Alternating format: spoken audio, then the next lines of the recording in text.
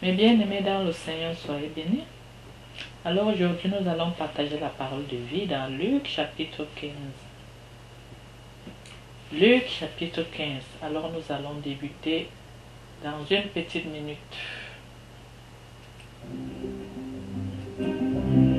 Ô Dieu d'amour, de puissance et de bonté, à celui qui siège sur le trône de majesté, à l'auteur de la vie et maître de l'histoire, à celui qui mérite louange, et gloire. Béni sois-tu éternellement, béni sois-tu, béni sois-tu, béni sois-tu, béni sois-tu, béni sois-tu, béni sois-tu, béni sois-tu éternellement.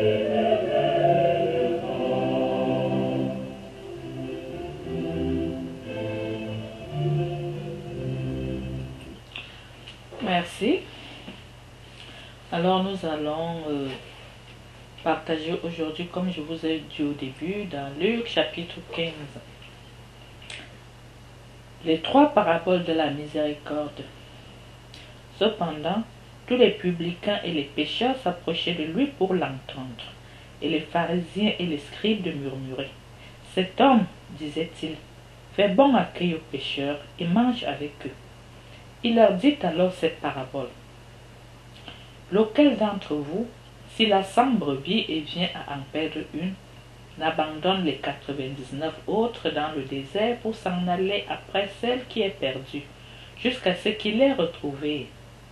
Et quand il l'a retrouvée, il la met tout joyeux sur ses épaules et, de retour chez lui, il assemble amis et voisins et leur dit, « Réjouissez-vous avec moi, car je l'ai retrouvée, ma brebis qui était perdue. » C'est ainsi, je vous le dis, qu'il y aura plus de joie dans le ciel pour un seul pécheur qui se répand que pour 99 justes qui n'ont pas besoin de repentir. Ou bien, quelle est la femme qui, si elle a 10 drachmes et vient à en perdre une, n'allume une lampe, ne balaie la maison et ne cherche avec soin jusqu'à ce qu'elle l'ait retrouvée? Et quand elle l'a retrouvée, elle assemble amis et voisines et leur dit, « Réjouissez-vous avec moi, car je l'ai retrouvée, la drachme que j'avais perdue. » C'est ainsi, je vous le dis, qu'il naît de joie devant les anges de Dieu pour un seul pécheur qui se repent. Il dit encore, un homme avait 2 fils. Le plus jeune dit à son père, « Père, donne-moi la part de fortune qui me revient. » Et le père leur partagea son bien. Peu de jours après, rassemblant tout son avoir, le plus jeune fils partit pour un pays lointain, et il dissipa son bien en vivant dans l'inconduite. Quand il eut tout dépensé, une famine sévère survint en cette contrée, et il commença à sentir la privation. Il alla se mettre au service d'un des habitants de cette contrée, qu'il envoya dans ses champs garder les cochons. Il aurait bien voulu se remplir le ventre des caroubes que mangeaient les cochons, mais personne ne lui en donnait. Rentrant alors en lui-même, il se dit, « Combien de mercenaires de mon père ont du pain en surabondance, et moi je suis ici à périr de faim. Je veux partir, aller vers mon père et lui dire, « Père, j'ai péché contre le ciel et envers toi. Je ne mérite plus d'être appelé ton fils. Traite-moi comme l'un de tes mercenaires. » Il partit donc et s'en alla vers son père.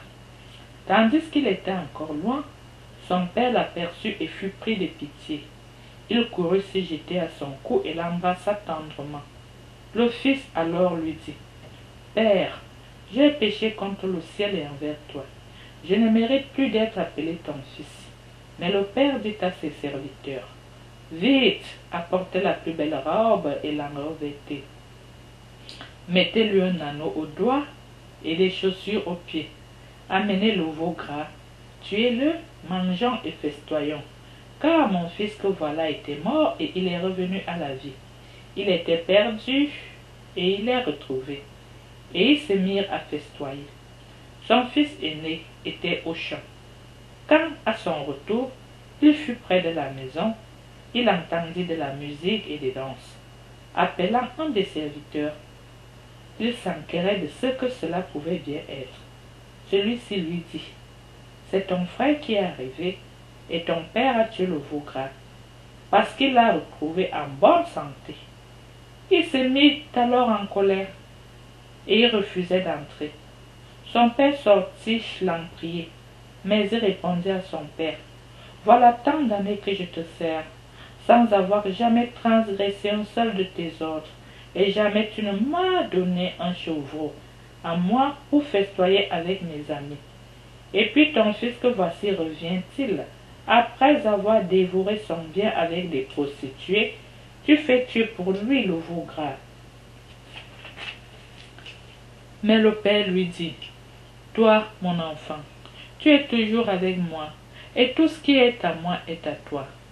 Mais il fallait bien festoyer et se réjouir, puisque ton frère que voilà était mort, et il est revenu à la vie.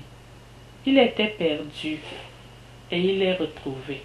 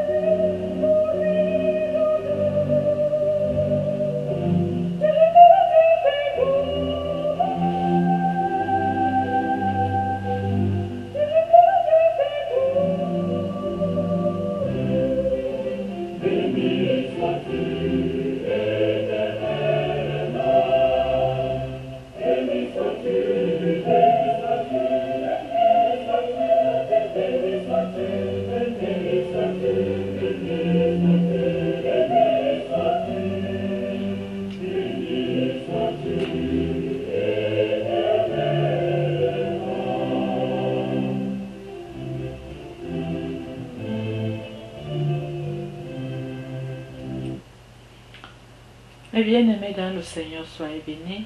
Je vous remercie de tout cœur d'avoir accepté de partager cette parole de vie avec nous. Nous nous retrouverons au partage suivant. À tout bientôt.